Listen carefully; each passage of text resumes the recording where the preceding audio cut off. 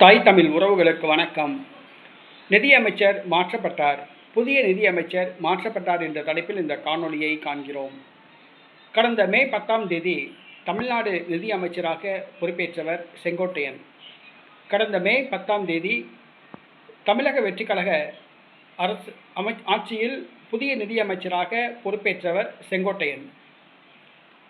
இவர் எடப்பாடி பழனிசாமியுடன் ஏற்பட்ட மோதலால் அதிமுகவிலிருந்து விலகினார். தமிழக வெற்றிக் கழகத்தில் இருந்தார். கட்சி பதவி வழங்கப்பட்டது. செங்கோட்டையன் தமிழக வெற்றிக் கழகத்தில் வந்த பிறகுதான் தமிழக வெற்றிக் கழகம் வெற்றி பாதையில் சென்றது என்று சொல்லலாம். ஏனென்று சொன்னால், தேர்தல் வியூகங்கள் வகுப்பதில் செங்கோட்டையன் சிறந்தவர்.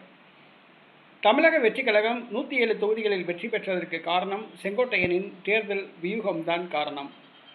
அவருக்கு முக்கியத்துவம் கொடுக்கும் பொருட்டு அவருக்கு அமைச்சரவையில் 4வது இடம் வழங்கப்பட்டது.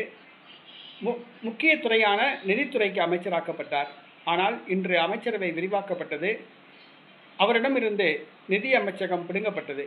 புதிய நிதி அமைச்சராக மரிய வில்சன் நியமிக்கப்பட்டுள்ளார். நிதியமைச்சர் மாற்றப்பட்டுள்ளார். செங்கோட்டையனுக்கு பதில் மரிய வில்சன் நிதியமைச்சராக்கப்பட்டுள்ளார். செங்கோட்டையன் வருவாய்த்துறை அமைச்சராக்கப்பட்டுள்ளார்.